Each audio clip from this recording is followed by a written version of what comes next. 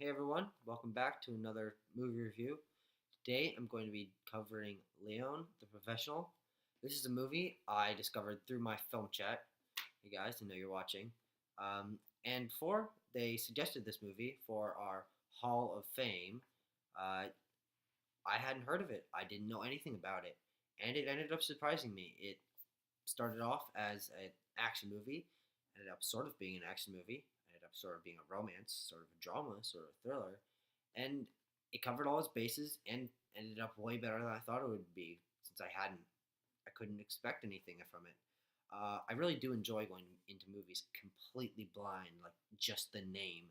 I haven't ever seen the guy who played the main character. I hadn't seen him in anything else, so I didn't have anything to uh, back me up from that. But of course, I'd seen Natalie Portman uh, in plenty things, Star Wars, Mr. Megorium's Wonder Emporium, stuff like that, and it was a surprise for me to see her so young. Um, so let's start off with a summary. Leon is a guy from France who came to America and became a hitman to make his way around the country, make some money, have a job. And he's been doing hitman things, uh, assassinations, taking money, busting drug deals, things like that, for whatever amount of years. And he doesn't really do much aside from that. He waters his plant, he drinks a lot of milk, does some sit ups, and that's his life. Until one day, the family next door to him gets involved in a bad drug deal, and a guy named Stan and his goons come over and shoot the place up.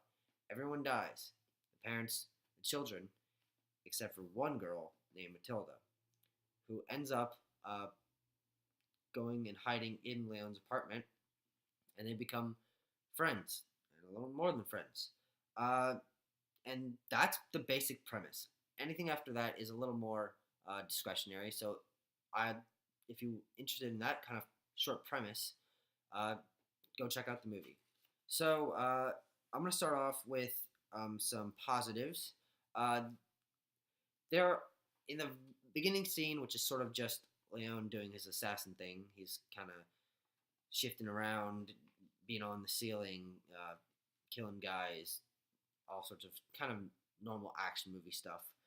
Uh, there is a high pitched whine in the background, which is very soft, and there's also a low drone, which is a little bit louder, and that dissonance really helps build the scene, the tension, and the pressure that is felt throughout the scene. That music, well, chord really helps build that scene, and then you, the camera focuses in on a fat guy panting, and that's what's going over that drone, and it's a really stressful and tense scene, and it started the movie off with a bang, which I really like.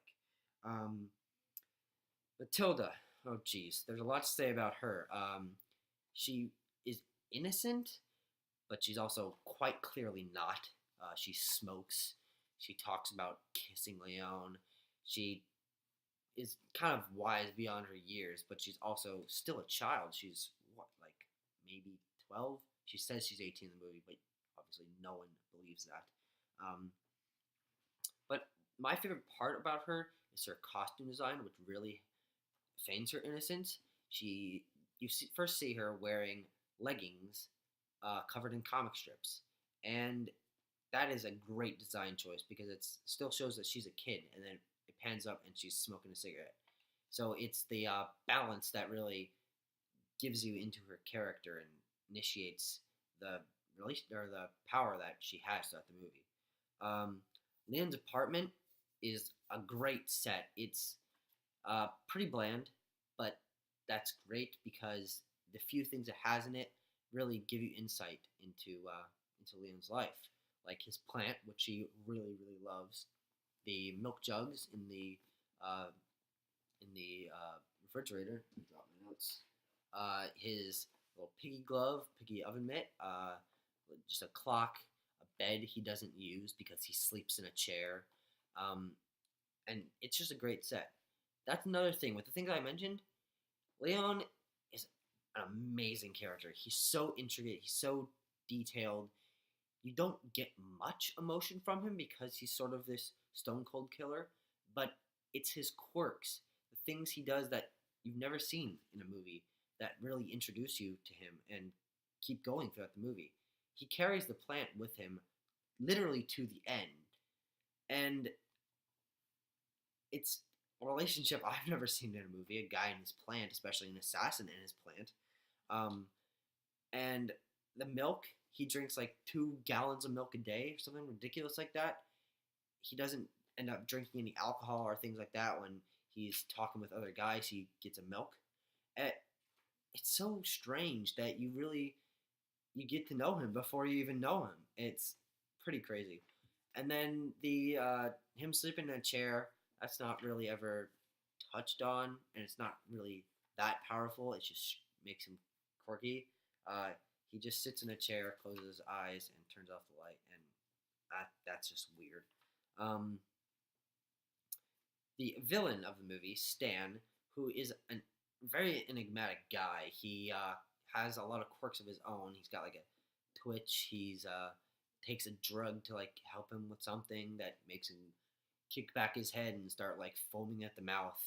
But he has a music motif which comes out and in throughout the movie, uh, especially in the shooting of the apartment, which was great. A great introduction for a villain, a guy who's obviously insane but loves classical music. Um, wasn't Hannibal Lecter like that as well? Kind of can see a parallel between those two guys. The introduction of characters feels very very natural. You meet the Italian guy who hired Leon. You meet Matilda like twice before she becomes a real character. Stan just comes in. All the people that are in Leon's life, which isn't a very large number, it feels very very natural to be introduced to them. So it's not overwhelming. Um, and aside from that, I'm gonna start going into the negatives. There aren't very many of them. Some at some point in the beginning of the movie, or a little bit after the beginning of the movie, when Matilda is starting to stay with Leon, he this is sort of a spoiler, but he almost kills her. I think he has a gun in his hand. He's about to shoot her in the head while she's sleeping, and I guess now that I think about it, it's sort of just him when he doesn't kill her, him maturing past the cold assassin. But it wasn't really treated as powerfully of a moment as I thought it was, and it sort of broke the moment. I kind of wish they just removed that scene.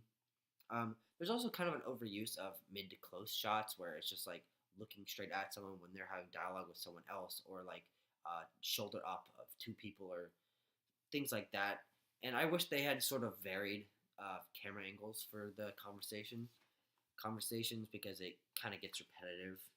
And the final thing is what I forgot to mention is Leon eventually ends up training Matilda to become a hitman like he is. There's a word that they use. Can't remember what it is, but he trains her to use a gun and be an assassin basically. And her thing sort of uses paintballs. Her gun that she has, and I'm not sure if they're paintballs. I don't think it was ever explained. I wish they had sort of talked about that, but that's just a weird thing that I was confused about because it seemed to be like actually severely wounding people, but it wasn't a bullet.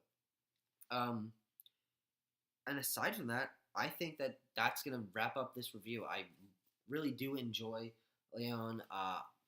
There are some great quotes, great memorable scenes, amazing characters. It's a character-driven movie, and that's something I really appreciate. So I'm gonna give this movie a 9.5 out of 10. It's probably one of my favorite 90s movies. So thank you so much for watching this review, guys. Subscribe for more daily reviews, and I will see you guys in another